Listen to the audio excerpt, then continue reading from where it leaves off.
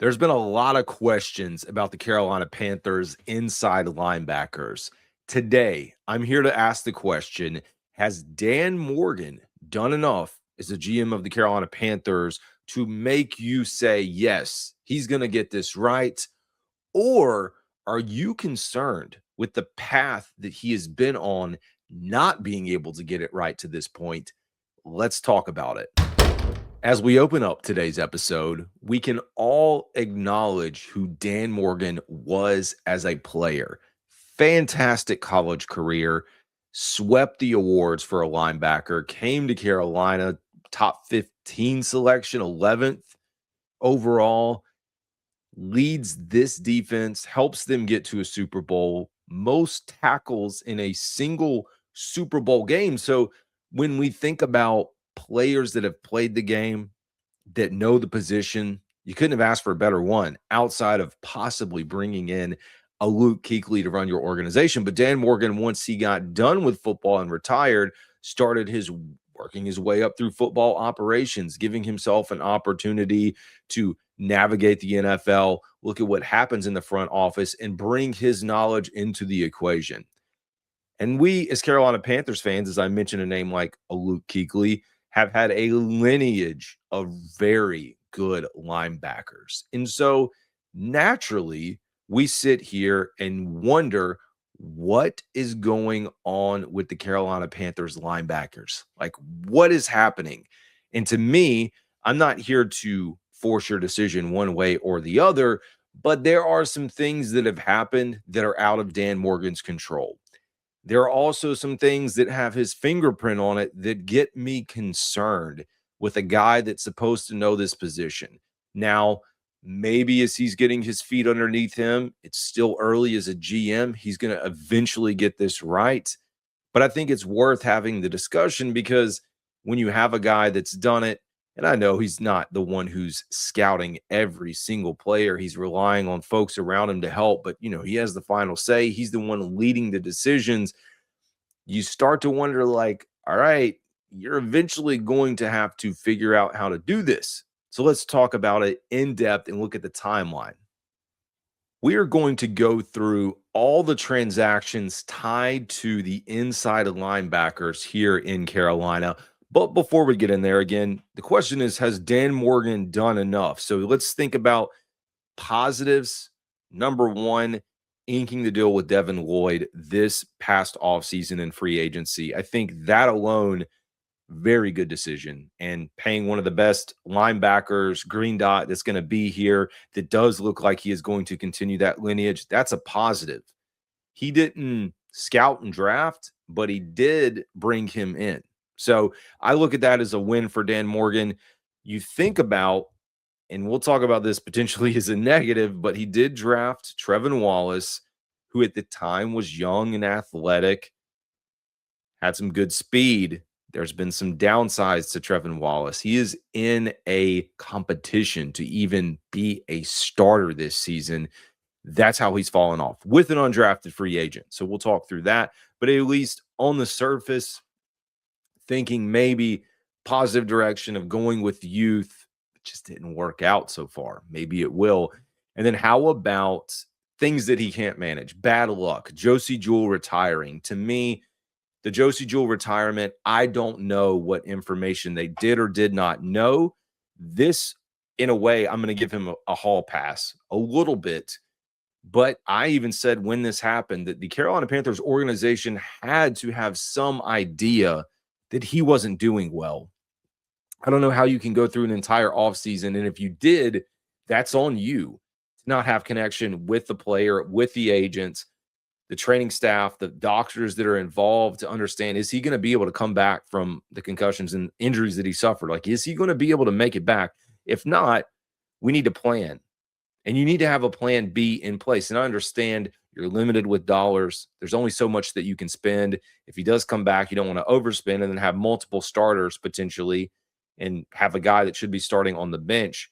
But you have to be prepared for those situations as a general manager of a football team. And maybe it's, thinking of like, what if injury happens? Think about the misses. Now, this one gets pulled up a lot because he's a local kid and fantastic football player. NC State's Payton Wilson, we passed on him. You look at the impact that he's had. We'll talk about it in a little bit. But even when you start comparing Wallace with Wilson head-to-head, it's heavily favored for Wilson. We have the churn and burn side of things with the Carolina Panthers. So you bring in a Christian Rozeboom. You're trying to kind of figure things out there. He plays for a year. Not terrible. Not great. He's out. So you keep having to cycle through depth pieces because you can't figure it out in the draft. You hoped you did, but you didn't.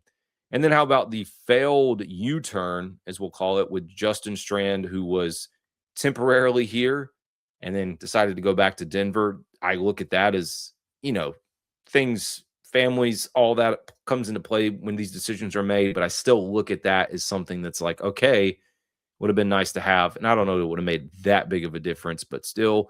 And again, you look at him having to rely on free agency. I love Devin Lloyd. That's a positive, being able to get that type of player. The negative is like, you're not drafting well. You're not developing these guys that you have in the building, and it's your responsibility to do that. You've got to help them. I know he's not the one coaching them, but you've got to be able to have that footing in place. So we kind of look at overall executive timeline, if we wanted to call it this. You had this little bit of a stoppage, like he's taken over. He's just trying to figure it out. He battles the adversity in 2025, and now we got this reset.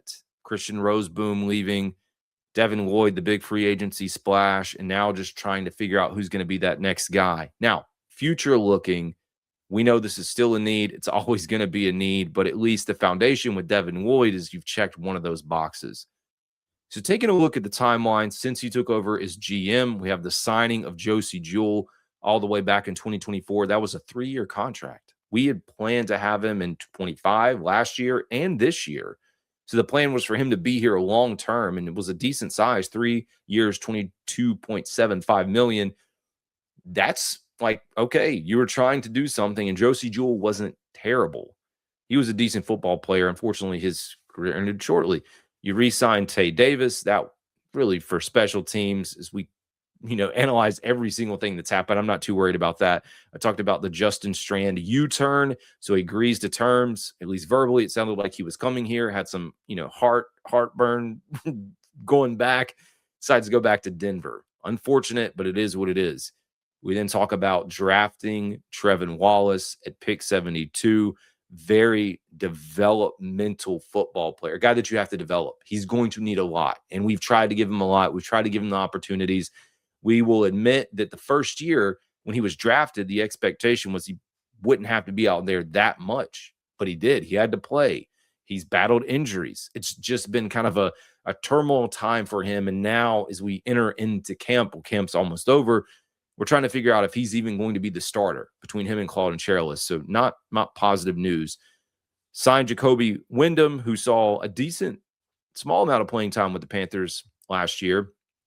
They've retained Claude and Cherilus, who was an undrafted free agent that they claimed during the Scott Fitter phase when he was the GM, but smart to bring him back, and smart at this point because of where things sit and him competing for the roster spot. They signed Christian Rozeboom March 12, 2025. Again, just a 1-year deal. He's going now down to Tampa. You bring in undrafted free agent Bam Martin Scott out of South Carolina, primarily special teams, but at least right now competing to be here. And then, like I said, last year, the retirement of Josey Jewell right before camp, like that news hit hard, and you're in a way caught with your pants down. What are you going to do? Like I said, you either planned or you didn't plan or you didn't know. And either way, it's a bad look to not have thought through this a little bit more. So it just puts you in a bad position. So you claim the guy from Cincinnati off waiver or off of their practice squad, Maema Njongmeta. Sorry, guys, butchered that. And that was really the phase in the state of the linebackers this past year. You signed future contracts for Jacoby Wyndham and then Maema Njongmeta, who's more of the international pathway. Biggest thing of the offseason was agreeing to terms with Devin Lloyd. You have the departure of Christian Rozeboom. Then shortly after bringing in Jacoby Wyndham, you let him go. He spent some time in the UFL, and now he's with the Pittsburgh Steelers. They They know what they're doing, I'd say, on the defense side of the ball and with linebackers. And then most recently, waiving Jared Bartlett. So thinking about where the Panthers sit right now, I know at the time, Payton Wilson, there were some concerns about injuries, which I absolutely get because of where he was. He was also older when you kind of compare where they were at the time. But since coming into the NFL, Payton Wilson's been more available and more productive, almost 75 more, over 75 more tackles, 79 to be exact, 204 to 125. He does have one less sack than Trevin. Tackles for loss in favor of Payton Wilson, 9-7, and he's forced 5 takeaways and 5 passes defended. So we kind of talk through this in trying to figure this out when we're judging Dan Morgan. And maybe, I don't know, some people will probably say, like, you can't judge it yet. But folks, we are in year 3 of this. If we're going to be able to start judging Dave Canales, if we're going to judge Bryce Young at this point in their careers and where they are in their journeys, we've got to start judging the GM. And so for me, I know I said I wasn't going to give my opinion too far into this, but I do initially look at this as like, I am a little concerned. Now, what we didn't include, of course, was the draft acquisition this past year of Jackson Kuwach, but that was in the 7th round. So you kind of look at the state of the roster now, which we've talked about in the previews, but Devin Lloyd, Trevin Wallace, Claudin Cherylus, Bam Martin-Scott, Jackson Kuwach, probably your 5 linebackers, possibility they carry 4, but at least out of that group, 4 of those 5 guaranteed to be on the roster. Will the Carolina Panthers look at the waiver wire? That's always a possibility as well. We know that they've got some needs there, and I know this is about linebackers, but needs at guard. So judging Dan Morgan right now, I think there's been some good. I think there's been some bad luck.